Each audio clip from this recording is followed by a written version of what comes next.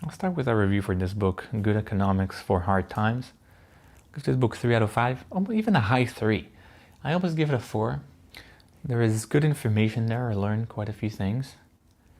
But I felt like first it was a little long, longer than intended. It was a little, they could make it shorter, definitely. And in other times, what I felt is that they represent the data as a final conclusion, that they reached a conclusion and that's the truth. And by attacking the other side, could be that that's the case.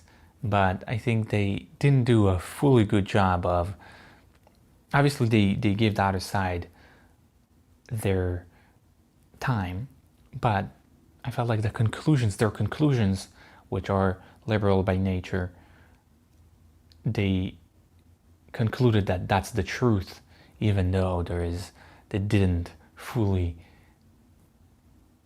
refuted the other side's opinions. That's what I felt there. But there are some good ideas there. Another thing that bothered me a little bit in this book is that many of the ideas there are obvious. Many of the liberal ideas are quite in circulation for a long time, so wasn't that new. Other ideas were new. And in general, most of the book is about India. I would say 90%, which was not, I didn't thought about that's where it coming in. I like information about India, but I would wish it would be a little more diverse, a little more global. But it's still good because I learned a lot about India. Let's see some of the notes. People have less trust in economists. So trust in economists is going down recently. Due to the complexity of economics, economists often get things wrong and their predictions fall short. So economics and economists, it's a complicated profession, and by nature they make mistakes and their predictions fall short, and that's one of the reasons why people trust them less. Employers pay more than needed in order to retain their workers. They pay higher salary. Usually, let's say they pay $5,000, they could pay $4,500 or $4,000. One of the reasons is to retain, so it will be worth for the worker to stay. Side note, the book is unnecessarily political. And sometimes they just added that line. That again, it's okay, but it's I felt like it's unnecessarily. They just add like a little sting about politics that it was not necessarily necessary. Migrants are not taking jobs from natives as they work in different industry and demand arises as well. So the notion is that migrants take jobs from natives, but they claim otherwise because they work in different jobs and there's more demand in general. All demand goes up, so there is more jobs. Too many connections hurt the market as it doesn't function effectively. Connection is between people. I know this, and the more there is, the less efficient the market gets. If it passes a certain threshold, it doesn't function effectively because there is less competition. I think that's the idea, if I remember right. High-skilled migrants tend to hurt natives more than low-skilled ones as they compete on the same jobs. Usually what they say, give us high-skilled migrants. We want high-skilled migrants instead of low ones. The thing is that high-skilled migrants sometimes compete on the same jobs. Most migrants do not want to move even within their country as they have good connections. Only the most desperate and well-off people will migrate. So most people do not want to move. That's the main idea. They have good connections, they know everything, they do not want to move. So people who move are the desperate ones, that they have nothing to lose basically, and the well-off, they're just looking for new adventures. Even in the US, people move less for new opportunities, partially due to high housing costs. So there is not that much movement. People are moving less and less. What the reason is high housing costs. So usually people move to the cities. They do not want to move to the cities now because it's more expensive than ever. Comparative advantage is better ability to produce goods at lower prices. That's comparative advantage. So whoever have the advantage should produce a certain good. Some banks keep lending money to fail borrower just so they won't have to write it down. So whenever they write it down, whenever they said, okay, he defaulted on their loan, they acknowledge in some way and they have to write it in their spreadsheet. And they don't want to do it. So they keep lending more and more money so the loan would not fail. Interesting idea, I was not aware. According to some, trade globalization causes more poverty as inequality rises.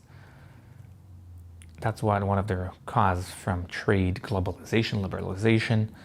Liberalization is usually in India. They opened the market. One of the problems is that it caused inequality to rise, and there is more poverty because there is some displacements of workers because there is more competition and such. It is hard for a new player to enter the market as they lack reputation. Reputation is highly important, and it's really hard to get in. You have to lower your prices a lot, and people would not necessarily rely or trust you.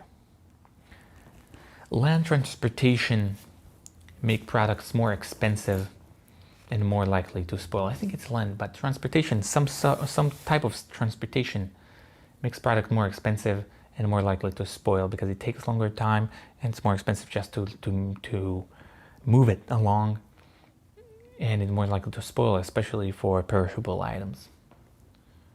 Herd behavior could arise when people think other people have better information.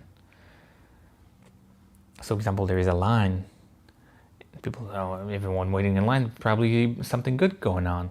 That's one of the things. People think maybe if everyone's starting in line, there is possibly a good reason. They're not doing it for no reason. That's how herd behavior could arise.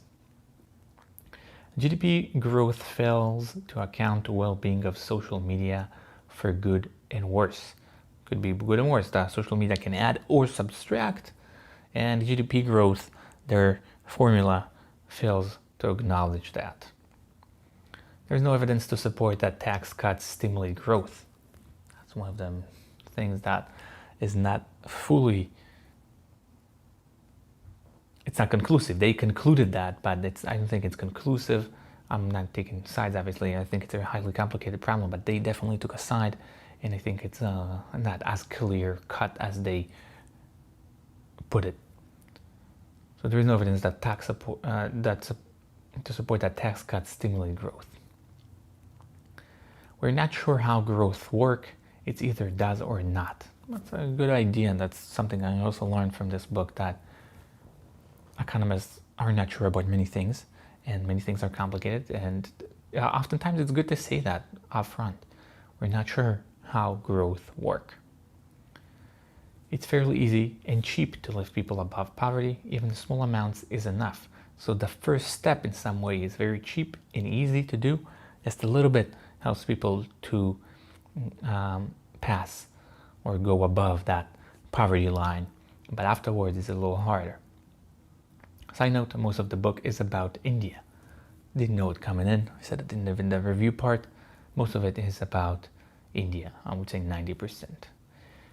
Globalization causes more inequality since there are good and bad firms that in turn attract higher and higher wages. That's one of the problems with globalization. It causes inequality between firms too. So they have the good and the bad firms now. And the bad gets worse, and good. What happened with the good companies, they attract better and better workers and higher wages because it's worth for them to pay that additional funds and then the other firms getting shittier people in some way. And then it's harder for them to compete, and so on and on. Eliminating government waste is extremely hard, as even big private companies struggle with that. They always talk about government waste. That always happens in most old governments. There is waste, undercover unemployment. I think I heard, I'm not even in English, but it's undercover employment. It's below the table. What happened is that even in big companies, private companies, they have the same problem. So it could be just the nature of big corporation to have waste. Fighting corruption isn't cheap. It also causes more money to be spent in order to show off. One of the problems in governments is corruption. The problem is that also fighting corruption is also expensive. So it's kind of a double-edged sword. Another problem is that it costs more so money to spend to show off. They spend a lot of money to show off that they don't have corruption. For example, they have an example in the book that they bought expensive service because the cheaper service could be suspected as corrupted, or the connection between them. Something to think about. I like this type of ideas, that it's surprising. It's counterintuitive. People don't work less when other government payments are available. It's in some sort of UBI. People usually think that people would work less. They would want to live on it without doing anything, but that's not how it works. People don't work less when government payments are available. Subsidizing jobs might help combat dislocation as a consequence of automation. So there is a tax, some propose a tax on robots, which didn't. It's kind of hard. But another idea is, that I was not aware of it before, but subsidizing certain jobs, so paying the company to retain specific workers, because it will be hard to retrain them to a different place. So subsidizing them it's also complicated, but it's another possibility. That is for the notes. Again, it's an interesting book. I might even recommend listening to it, especially if you like economics. There is some good information, and I would give it a high 3. Definitely deserves a high 3. Almost got a 4, but not quite. That's it. Thank you.